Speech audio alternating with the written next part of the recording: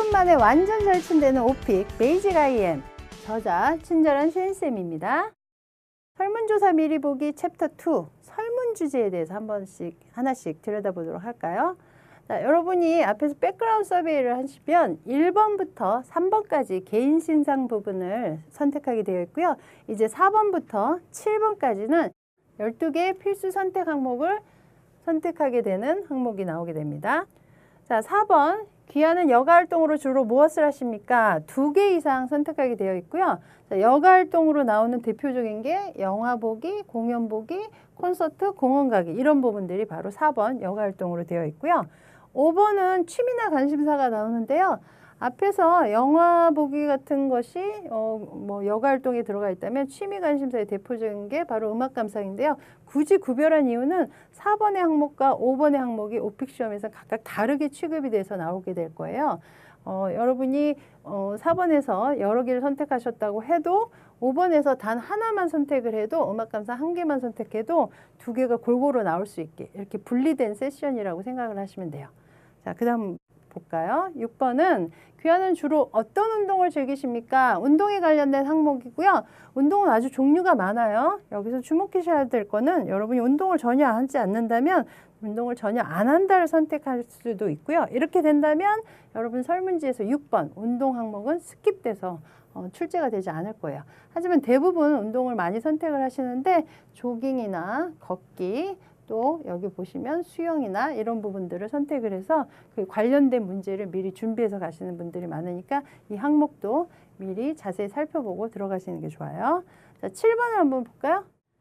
귀하는 어떤 휴가나 출장을 다녀온 경험이 있습니까? 묻는 항목이 나오고요. 여기를 보시면 출장도 그렇고 여행도 그렇고 국내와 해외를 이렇게 나눠서 항목이 있고요. 아니면 나는 아예 집에서 휴가를 보낸다 그러면 집에서 보내는 휴가 이렇게 항목이 총 5개가 나오고 있습니다.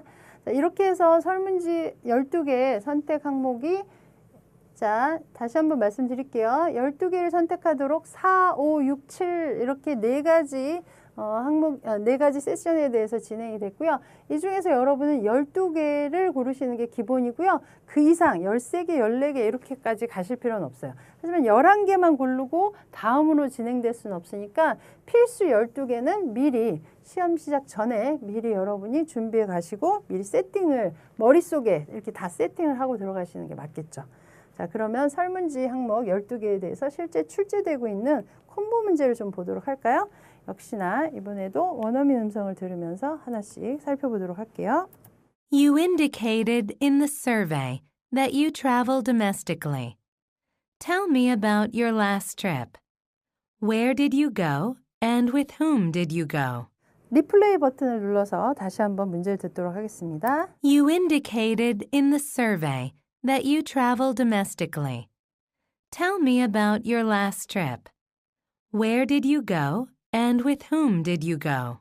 이거는 여러분 설문지 항목 7번에 해당하는 여행에 관련된 콤보 문제고요. 그 첫 번째 문제로 너는 travel domestically 그랬으니까 국내 여행이죠. 국내 여행을 한다라고 했는데 자, last trip 어디로 마지막으로 갔다 왔는지 그거에 대해서 얘기해 주세요 라는 첫 번째 질문이 나왔어요. 흔히 3단 콤보에서 1번 문제에서는 주로 묘사 문제가 많이 나오는데 이렇게 얘기를 하시는데 역시 묘사 문제 중에도 마지막으로 다녀온 데를 묘사하는 역시 과거 시제를 쓰는 문제가 이렇게 1번에 출제되기도 하니까 이것도 염두에 두고 자세히 보시면 되고요. 중요한 점을 하나 말씀드리면 여기서 어디로 갔었고 그 다음에 여기 주목하셔야 돼요. 누구랑 갔는지를 묻고 있잖아요. 장소만 얘기하지 말고 혼자 갔는지 가족이랑 갔는지 친구랑 갔는지를 반드시 답변 속에 언급을 해주세요. 이렇게 질문에서 나온 것에 대답이 조금이라도 들어가야지만 완벽한 점수를 받을 수 있거든요. 무시하고 난 어디로 갔는지만 얘기하고 끝낸다 이렇게 하지 마시고요. 누구랑 갔는지도 반드시 언급을 해주시는 게 필요해요. 자, 두 번째 문제를 볼까요? What do you do to prepare for a trip? Tell me about the whole process from start to finish. 리플레이 버튼 눌러볼게요. What do you do to prepare for a trip? Tell me about the whole process from start to finish. 프로세스라는 단어가 들리시나요? 자, 과정인데요. 처음부터 끝까지 여기 보시면 prepare라는 단어도 아주 중요하죠. 여행을 떠난 이유가 아니라 여행을 떠나기 직전까지의 과정을 자세히 얘기해 달라라는 지금 여행에 관련돼서 출제되고 있는 단골 문제인데요. 중요한 점이 있죠. 단계를 하나씩 이렇게 짚어가면서 얘기하시는 게 좋아요. 본인이 생각해도 좀 세부적인 것까지 얘기를 한다라고 생각하시면서 이 프로세스 부분을 얘기를 하시는 게 중요하고요. 이 부분에서는 당연히 시제는 현재 시제를 쓰시는 게 맞아요. 과거 이야기가 아니니까요. 자, 마지막 문제 한번 볼까요? What is the most memorable experience for you while traveling? When and where did you go? Tell me about it. 리플레이 버튼 누를게요. What is the most memorable experience for you while traveling? When and where did you go? Tell me about it. 화면에 텍스트가 보이지 않는다고 말씀드렸었는데요. 한번 여러분도 화면을 보지 마시고 그냥 귀로만 문제를 들어보시고 얼마나 들리는지 본인의 리스닝 실력도 항상 체크하시는 게 필요해요. 자, 지금 보시면 most memorable experience라고 지금 나오고 있죠. 자, 오픽에서 단골로 등장하는 멘트 중에 하나입니다. memorable experience. 여러 가지 경험이 있겠지만 그 중에서 기억에 남는 경험이고 그 경험은 언제, 어디서 일어났는지를 Did you? 라고 물어보고 있죠. 역시 과거 시제로 자세하게 얘기를 하는 거고요. 오픽 문제가 흔히 스토리텔링 문제라고 하는데요. memorable experience가 없어요. 이건 답이 되기가 조금 어려워요. 왜냐하면 없어도 풍부하게 이야기를 꾸며내는 스토리텔링 능력을 묻는 게 오픽 시험의 본질적인 거거든요. 여러분이 좀 기존에 하셨던 여행 중에서 기억에 남는 그 경험에 대해서 좀 풍부하게 말을 덧붙여서 이렇게 답변을 하시면 좋은 점수를 받으실 수 있을 겁니다.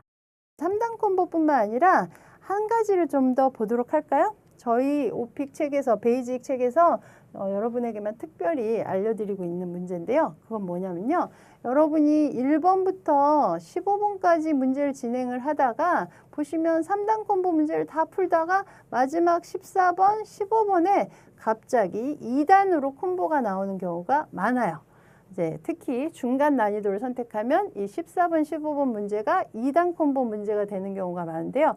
그건 실제로 어떻게 진행이 되고 있는지 한번 이 콤보 문제를 보도록 하겠습니다.